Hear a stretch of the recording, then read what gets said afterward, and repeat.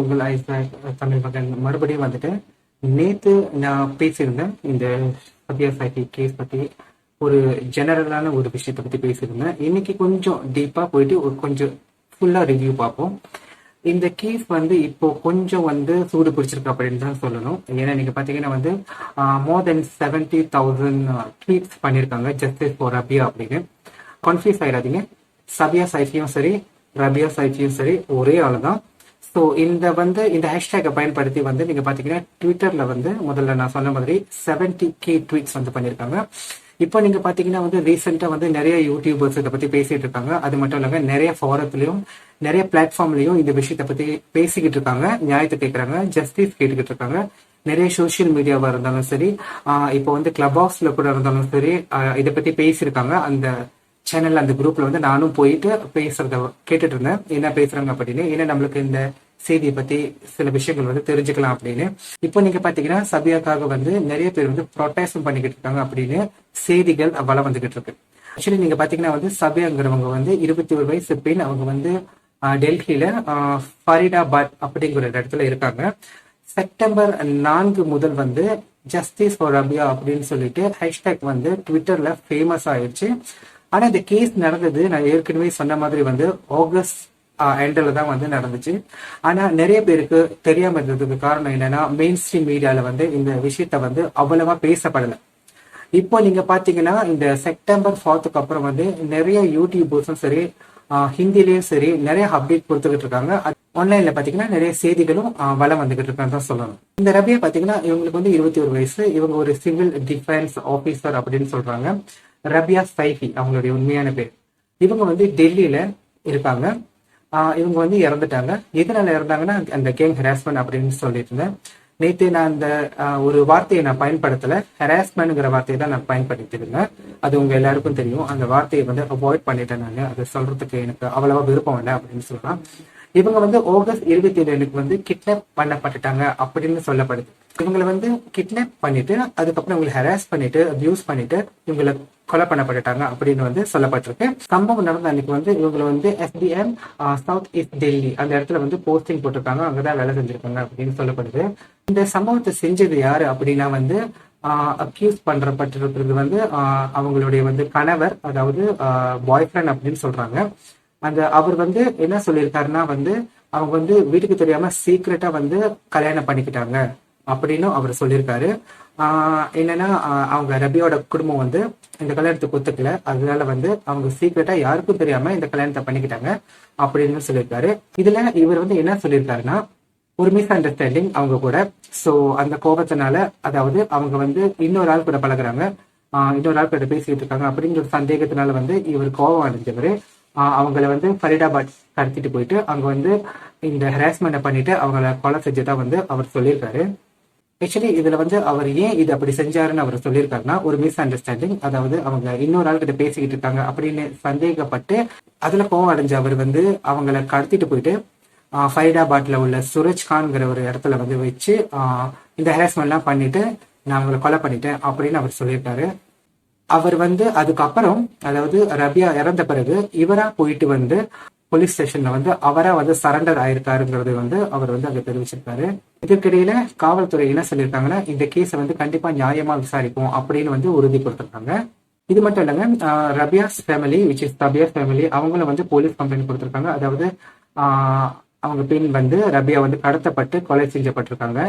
அது மட்டும் இல்ல, இந்த இன்வெஸ்டிகேஷன் வந்து கண்டிப்பா நடக்குதே ஆகணும். ஏன்னா அவங்களுக்கு வந்து இந்த ரூட் காஸ் தெரியணும், என்ன காரணத்துக்காக ஆக்சுவலி வந்து இந்த மாதிரி ஒரு புரூட்டலான ஒரு பயங்கரமான ஒரு ஹராஸ்மெண்ட் பண்ணிட்டு அவங்கள 50க்கும் மேற்பட்ட இடத்துல வந்து ஸ்டாப் பண்ணிட்டு, அது மட்டும் இல்லாம வந்து அவங்களோட மார்பகங்களை வெட்டி எடுத்து அப்படி கொலை செய்ய வேண்டிய அவசியம் என்ன வந்துச்சு அப்படின்னு வந்து அவங்க ஃபேமிலிக்கு இந்த விஷயம் தெரிஞ்சாகணும்.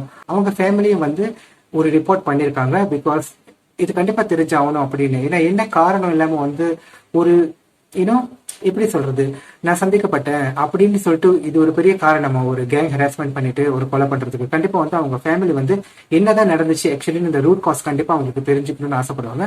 சோ தெரிஞ்சுதான் ஆகணும். அதனால வந்து அவங்க இந்த போலீஸ் ரிப்போர்ட் வந்து அவங்களும் வந்து அவங்க சார்பா கொடுத்துருக்காங்க. இப்போ வந்து இந்த கேஸ் வந்து கொஞ்சம் சூடு பிடிச்சிருச்சு அப்படித்தான் சொல்லலாம். ஏன்னா வந்து ஆஃப்டர் த ட்வீட் வந்து நிறைய ப்ரொட்டஸ்ட் வந்து கிளம்பிருக்கு. நிறைய பேர் நிறைய இடத்துல நிறைய நாடுகள்ல இருந்து நிறைய பேர் இதை பத்தி பேச ஆரம்பிச்சுட்டாங்க. ஸோ ஒரு கண்டிப்பா ஒரு ஃபுல் இன்வெஸ்டிகேஷன் வேணும் அப்படிதான் நானும் நினைக்கிறேன். கண்டிப்பா நீங்களும் அதை தான் நினைப்பீங்கன்னு எனக்கு தோணுது. ஏன்னா வந்து எனக்கு சந்தேகம் வந்துருச்சு, எனக்கு கோவம் வந்துருச்சு அப்படின்னு சொல்லிட்டு இந்த மாதிரி ஒரு பேர்பேரிக் வந்து ஆக்ஷன் எடுப்பாங்களா ஒருத்தர் மேல?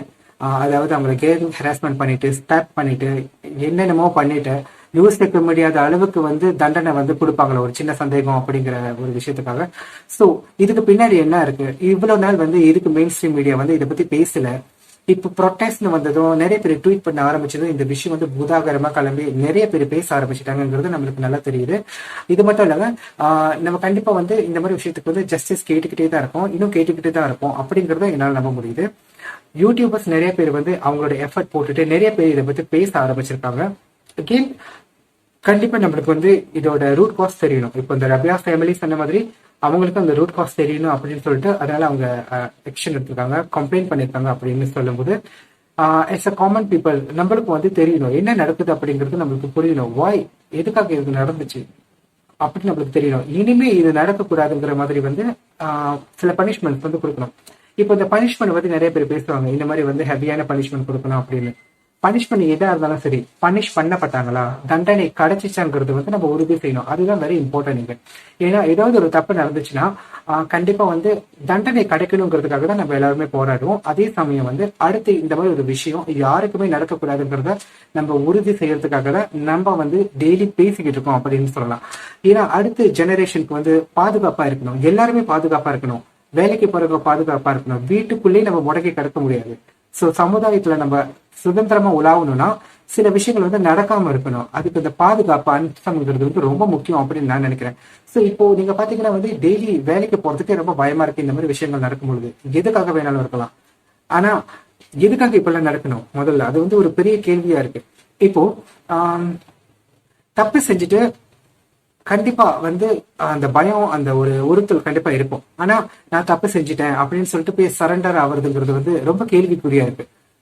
அப்போ இந்த கேஸ் வந்து அப்படியே சிம்பிளா முடிச்சிடுற மாதிரி நம்மளுக்கு தோணல. ஸோ அப்படி அதுக்கு பின்னாடி வேற ஏதாவது இருக்குமோ அப்படின்னு சொல்லிட்டு நிறைய பேர் வந்து கேள்வி கேட்க ஆரம்பிச்சிட்டாங்க அப்படின்னு சொல்லணும். ஸோ சட்டப்படி இந்த கேஸ் வந்து ஒரு பக்கம் போயிட்டு இருந்தாலும் நம்ம அந்த நியாயத்துக்காக போராடிக்கிட்டு தான் இருக்க போறோம். பிகாஸ் கண்டிப்பாங்க இந்த பாதுகாப்பு அம்சம் வந்து அகெயின் நான் மறுபடியும் சொல்றேன், நம்ம எல்லாருமே பாதுகாப்பா இருக்கணும். அடுத்த ஜெனரேஷன் சரி, நம்ம வாழ்ற சமுதாயம் இந்த சூழ்நிலையில நம்ம கண்டிப்பா பாதுகாப்பா இருக்கணும்.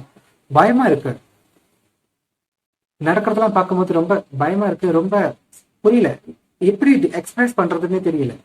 ஸோ வேலைக்கு போற ஒரு பொண்ணு வீட்டுக்கு திரும்பி வரும்போது கடத்திட்டு போயிட்டு அவங்கள இந்த மாதிரி கேங் ஹராஸ்மெண்ட் பண்ணிட்டு அதுக்கப்புறம் வந்து அவங்களை கொலை செய்துட்டு அந்த குடும்பத்துக்கு வந்து எவ்வளவு ஒரு பெயினா இருக்கும்.